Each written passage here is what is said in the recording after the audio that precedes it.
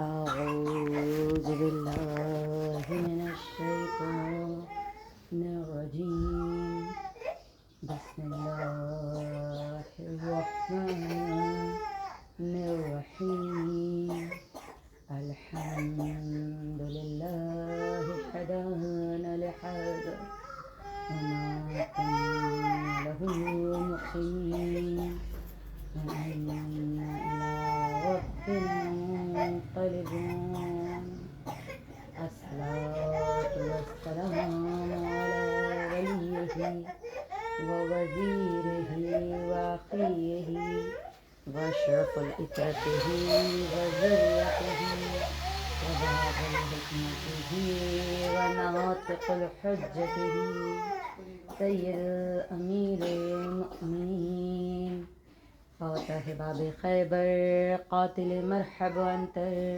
والد شبیر شبر فقال في شانه ضربة يوم الخندق أفضل من عبادة الثقرين صلوات اللهم صل على محمد وآل محمد.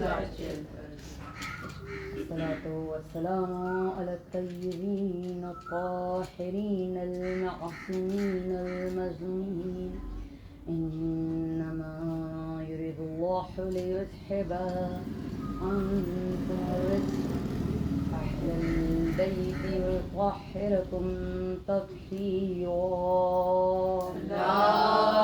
اللهم صل على محمد وآل محمد.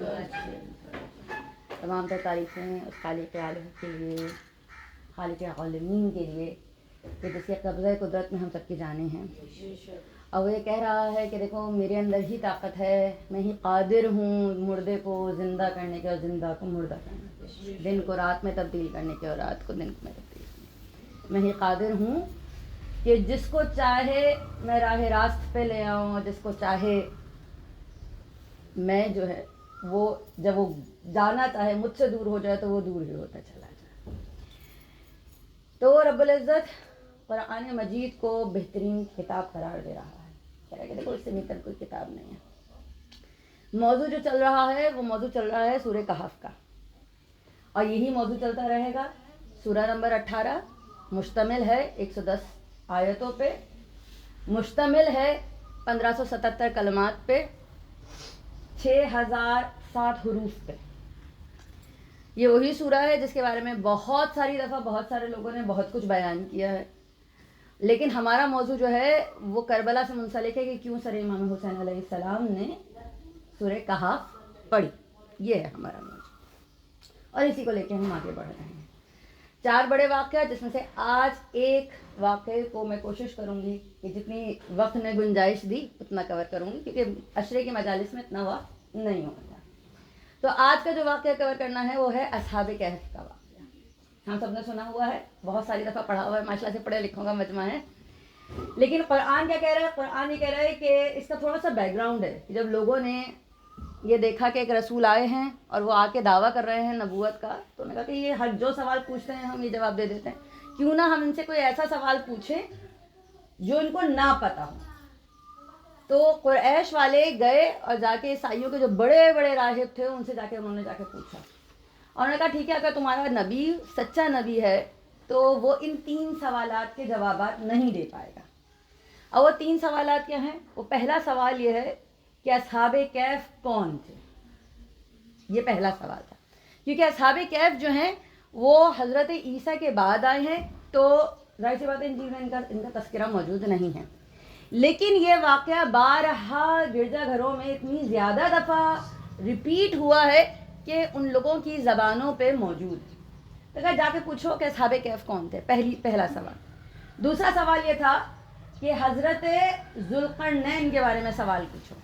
اچھا، سوال کچھ اس طریقے سے نہیں تھا، سوال کچھ اس طریقے سے تھے کہ وہ کون تھے جو سوئے اور کئی سو سال بعد اٹھے.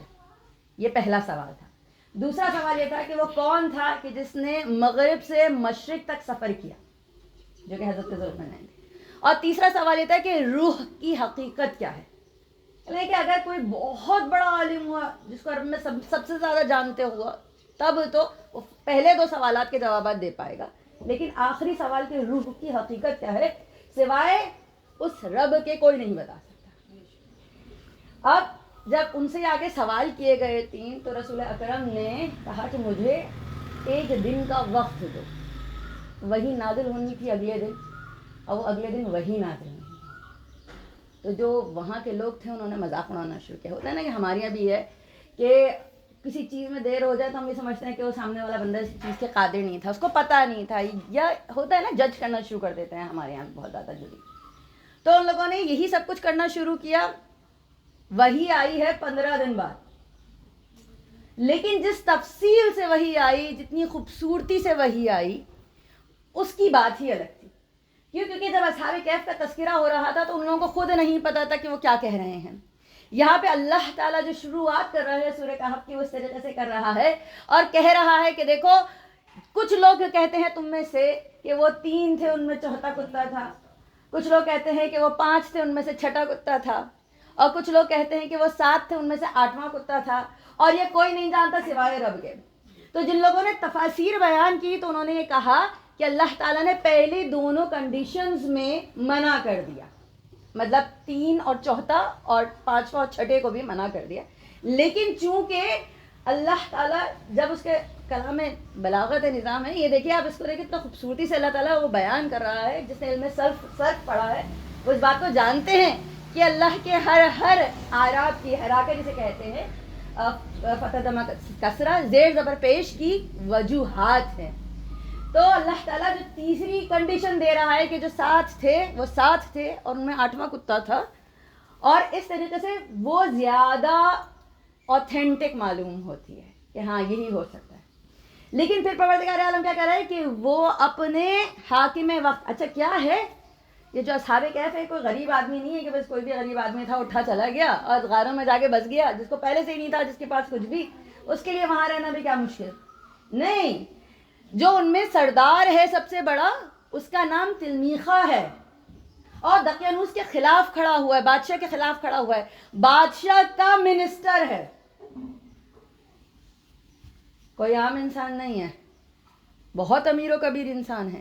وہاں پہ اکیلا کھڑا ہوا ہے، پھر اس کے 2 ساتھی اس کے ساتھ کھڑے ہوئے ہیں، پھر جب وہ آگے بڑھا تو پھر 2 ساتھی اس کے ساتھ کھڑے ہوئے، اور آخر میں جو 7واں تھا وہ ایک وہ چرواہا تھا جس سے ان لوگوں نے غار کا راستہ پوچھا تھا، اور اس چرواہے کے پاس ایک کتا تھا۔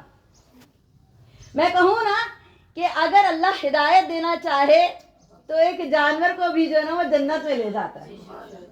تو آج یہ ہدایت کا سلسلہ چلے گا، کیونکہ آج ایسے ہدایت پانے والوں کا تذکرہ ہمیں کرنا ہے کہ جن کو ہم ہر سال یاد کرتے ہیں اور کوشش کرتے ہیں کہ ہم بھی ان جیسے ہو جائیں۔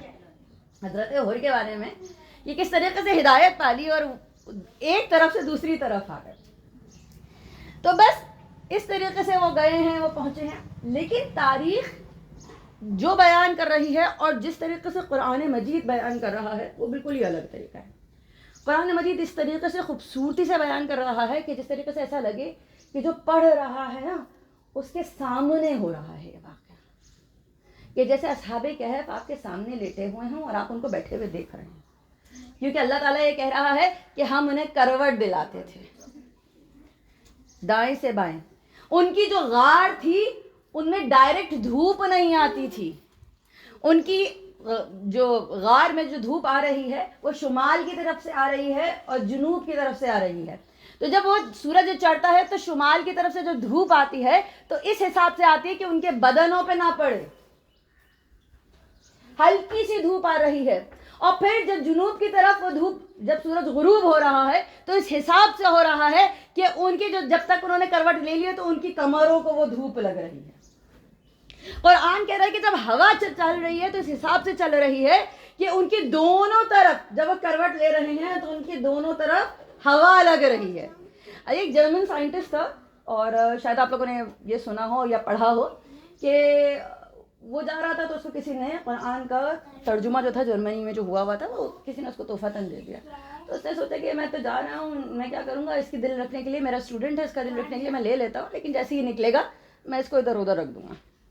لیکن رکھنا بھول گیا اور پلین میں سوار ہو گیا. اس نے کہا سفر بہت لمبا ہے, کیوں نہ میں اس کو دیکھ لوں. جب اس نے کھولا تو اس کے ہاتھ میں جو سب سے پہلی سورہ آئی وہ سورہ کہف تھی, اور اس نے جب چند جملے پڑھے تو وہ پریشان ہو گیا کہ میں تو سائنٹسٹ ہوں, میں ڈاکٹر ہوں, میں یہ بات جانتا ہوں کہ اگر کوئی بہت عرصے تک پڑا رہتا ہے ایک ہی جگہ تو بیڈ سورز ہو جاتے ہیں. تو کتنی خوبصورتی سے اللہ تعالیٰ نے ان اصحاب کہف کو ان بیڈ سور سے بچایا. اچھا, پھر اس کے بعد وہ دوسری چیز پہ جو نا غور کرنے لگا. افسوس کی بات یہ کہ ہم مسلمان کم غور کرتے ہیں, دوسرے ہم سے زیادہ غور کر جاتے ہیں. تو اس نے کہا کہ دوسری بات یہ ہے کہ کہیں لکھا ہے, یہ نہیں لکھا کہ 309 ایک ساتھ نہیں لکھا ہوا. یہ جو ہم کہتے ہیں کہ 309 سال سوئے, چلے ایک ساتھ 309 نہیں لکھا, 300 اور 9 اس حساب سے پروردگار عالم کا ہے. تو اس نے جب کیلکولیشنز کی تو اس نے کہا کہ جو سولر ایئر ہوتا ہے, جو شمسی سال ہوتا ہے وہ 300 ہوتا ہے, اور جو قمری سال ہوتا ہے وہ 309 بنتا ہے. اللہ اتنی خوبصورتی سے بتا رہا ہے کہ دیکھو اگر شمسی سالوں کے حساب کا کتاب حساب کتاب لگاؤ تو 300 سال بن رہے ہیں, اور اگر قمری کا حساب کتاب لگاؤ تو 309 سال بن رہے ہیں. تو بس اس طریقے سے وہ 300 اور 309 سال سوئے رہے. کہنا ہے کہ میں ایک چیز کو لے کے پریشان ہو گیا. وہ چیز کیا تھی کہ چلو ٹھیک ہے, اصحاب کہف کو تو پروردگار عالم نے زندہ رکھا, سلاتا رکھا, اس طریقے سے رکھا, لیکن جو ان کو کتا تھا, ٹھیک ہے, وہ کہہ رہے ہیں کہ وہ ہاتھوں کو پھیلائے سامنے بیٹھا تھا, تو وہ جو کتا تھا اس کو بھی بیڈ سورز نہیں. اللہ تعالیٰ تذکرہ کر رہا ہے کہ میں نے ان کو اصحاب کہف کو کروٹیں دلائی, لیکن کتے کی کروٹ کا کوئی تذکرہ ہی نہیں ہے. کہ بھائی کتے کی کروٹ کا کوئی تذکرہ کیوں نہیں ہے؟ تو اس نے جب جا کے ریسرچ کرنی شروع کی تو اس کو پتہ چلا کہ کتے کی نیچے کی اسکن میں کچھ گلینڈز ہوتے ہیں, جو گلینڈز بیڈ سورز ہونے نہیں دیتے, اس کی اسکن کو خراب نہیں ہونے دیتے. تو وہ پریشان ہو گیا کہ یہ اتنی ساری چیزیں جو ہم آج ریسرچ کرنے کے بعد بھی نہیں جان پا رہے, انہیں کے رب نے اتنی پہلے بتا دی. درود پڑھیے گا محمد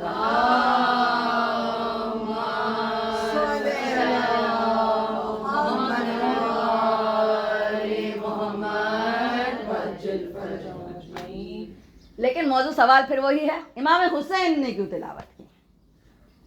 دیکھیں امام حسین نے کیوں تلاوت کی. الحمد چھوڑ کر, یاسین چھوڑ کر, رحمان چھوڑ کے, سورہ قدر چھوڑ کے اگر سر حسین تلاوت کر رہا ہے تو سورہ کہف کی تلاوت کر رہا ہے. اور اس وجہ سے کر رہا ہے کیونکہ اصحاب کہف نے اپنی آسائشوں کو چھوڑ کر, اپنے سکون کو چھوڑ کر وقت کے حاکم کے خلاف کھڑے ہوئے تھے, اور ان کی قربانی جو تھی اس کی وجہ سے وہ جو تمام لوگ تھے, کیونکہ اصحاب کہف جب غائب ہوئے تھے, شاید آپ لوگوں نے سنا ہو, ان کے غائب ہونے کے بعد وہ لوگوں نے ڈھونڈنا شروع کیا کہ کہاں گئے کہاں گئے.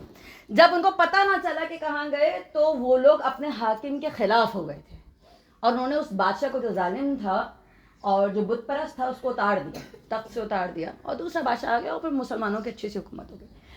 تو مسلمانوں کی کہوں گی کہ یا اللہ کے ماننے والوں کی حکومت ہو گئی. اسی طریقے سے جو قربانی امام حسین علیہ السلام ہے, اس کے بعد پلٹا ہے یہ کیسا پلٹا. لوگوں کے اندر جو اویئرنیس آئی ہے, وہاں پر اویئرنیس اصحاب کہف کی وجہ سے آئی, اور یہاں پہ اویئرنیس سر حسین کی وجہ سے آئی, قتل امام حسین علیہ السلام. ہم کہتے ہیں نا کہ بہت سارے ہم لوگوں سے سوالات کیے جاتے ہیں کہ بھائی چلے جاتے حسین, کیوں گئے تھے سب کو لے کے, کیوں گئے تھے خاندان کو لے کے؟ اگر حسین کی ہی شہادت لکھی تھی تو اکیلے کافی تھے.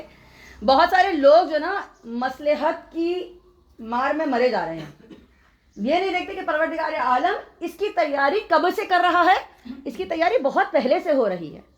کب سے؟ جب سے آدم ہے تب سے اس کی تیاری ہو رہی ہے.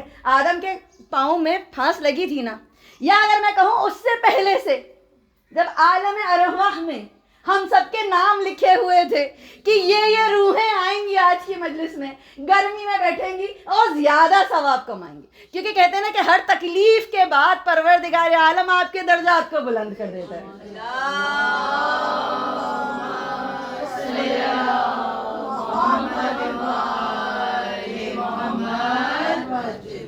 میں نے اس سے پہلے واقعہ پڑھا تھا نا کہ وہ شخص جو ایک قدم چل رہا تھا, ایک ایک سیڑھی کے بدلے میں اس کو جنت مل گئی تھی. یا وہ چائے جا کے چائے پینے جاتا تھا, مجلس میں اندر بھی نہیں آ کے بیٹھتا تھا. باہر جو ہم کہتے ہیں نا کہ ہم لوگ کبھی کبھار میری روح کانپ جاتی ہے کہ یہ جو لوگ آتی ہیں خواتین اور ان کو جو ہم باہر بٹھا دیتے ہیں, لیکن یقین مانے ثواب ان کو بھی اتنا ہی مل رہا ہوگا, یا ہو سکتا ہے وہ جتنی دور سے آ رہی ہیں ہو سکتا ہے ہم سے زیادہ مل رہا ہو ان کو ثواب. تو جتنی محنت کر کے اپنا گھر بار چھوڑ کے حسین کے لیے نکل آتی ہیں, چلاتی ہیں, تو یہ حسین کے لیے سب کچھ چھوڑ دینا بھی بہت بڑی بات ہے. ہر ایک کے اندر اتنی ہمت نہیں ہوتی کہ حسین کے لیے سب کچھ چھوڑ کے نکل آئے. یہ دیکھیں آپ جب حضرت حور کا تذکرہ پڑھتے ہیں تو آپ کو اس بات کا اندازہ ہوتا ہے کہ حور کیا تھے. حور آئے ہیں, حسین کربلا میں پہنچے ہیں, نینوا میں پہنچے ہیں, اور آنے کے بعد حسین نے سب کو پانی دیا. حسین نے کہا کہ بس سب کو پانی پلائیے, یہ پیاسے. سب نے پانی پیا. پھر نماز کا وقت ہونے لگا تو حسین نے کہا کہ اے حور آپ جائیے اور ادھر جا کر جو نا اپنے لوگوں کے ساتھ, اپنے لشکر کے ساتھ وہاں نماز پڑھیے. تو حور یہ کہہ رہے ہیں کہ ایسا کیسے ہو سکتا ہے یا ابا عبداللہ کہ آپ کے ہوتے ہوئے میں جماعت کروں. دیکھیے ماں کی پاکی نفاست جو ہے, ماں کی تربیت جو ہے وہ یہاں نظر آتی کہ حق و باطل کی پہچان ہو. حور نے امام حسین علیہ السلام کے پیچھے نماز پڑھی, سب نے نماز مکمل کی, لیکن جب جانے لگے تو حور نے رجام فرس پہ ہاتھ رکھا. تو حسین کا جملہ جو تاریخ نے رقم کیا کہ حور تیری ماں تیرے غم میں ہو. حسین کچھ بھی کہہ سکتے تھے کہ حور یہ نہ کرو, لیکن وہ کریم ابن کریم ہے. یہ کہہ سکتے تھے کہ اے حور میں نے ابھی تو تمہیں اور تمہارے لشکر کو پانی پلایا ہے. ان میں سے ایک شخص تو ایسا تھا جو قریب المرگ تھا, جس کے اندر اتنی بھی ہمت نہیں تھی کہ وہ گھوڑے سے نیچے آ سکتا, پیاس سے مرنے والا تھا. تو میں آگے بڑھا, میں نے اپنے ہاتھوں سے بڑھ کر اس کو پانی پلایا ہے. حسین کہہ سکتے تھے, اپنا احسان جتا سکتے تھے. ہمارے یہاں بہت آسان ہے احسان جتانا, ہے نا. حسین کہہ سکتے تھے لیکن حسین نے کچھ نہیں کہا. چلو یہ نہ کہتے کچھ اور کہہ دیتے, بہت ساری باتیں تھیں. نہیں, حسین جو جملہ کہہ رہے ہیں وہ کہہ رہے ہیں کہ حور تیری ماں تیرے غم میں, یہ بتانے کے لیے کہ دیکھو اپنی ماں کو نہ بھولنا, اور یہ بتانے کے لیے کہ دیکھو حور میری ماں کون ہے. جب حور آخری وقت میں آ رہے تھے نا, جب وہ میرے ساتھ سے پوچھا تھا کہ کیا یہ طے ہے کہ کل جنگ ہوگی, تو میرے ساتھ نے کہا تھا کہ ہاں یہ طے ہے کہ حسین کو قتل کیا جائے گا.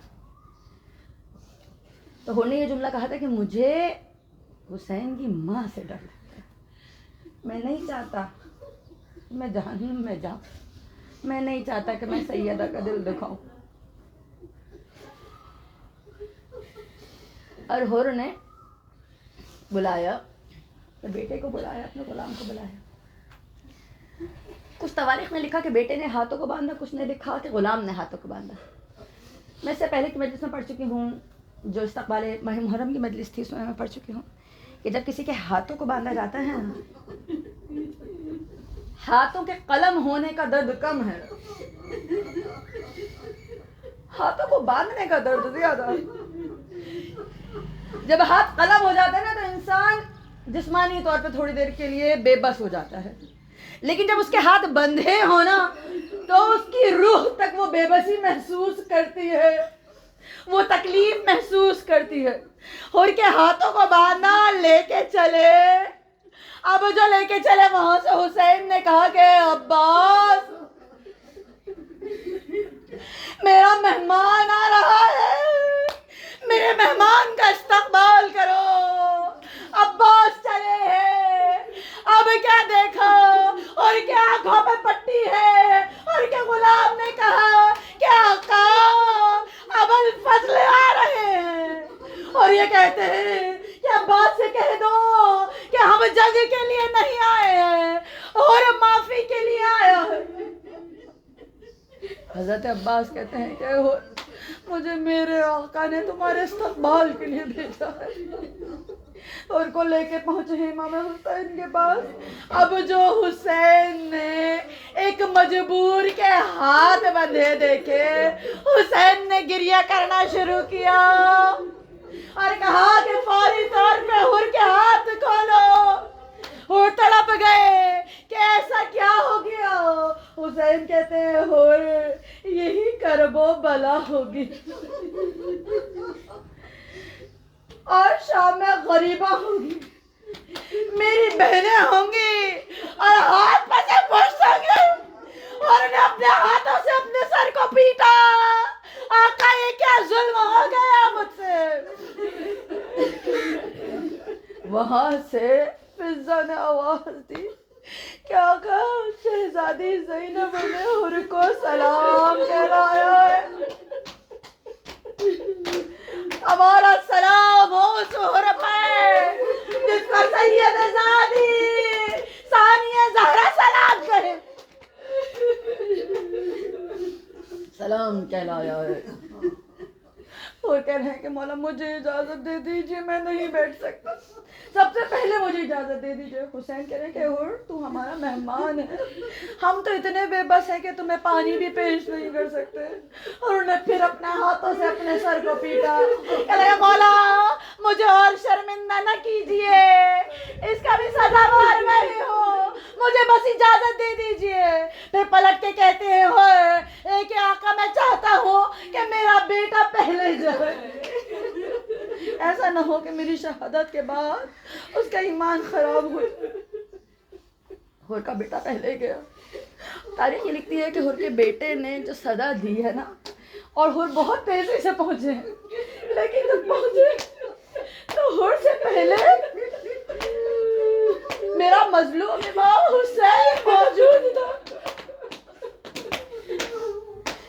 حر نے حسین کو دیکھا, کہا آقا آپ یہاں, کہا حر جوان بیٹے کا لاشا بوڑھا باپ نہیں اٹھایا کرتا.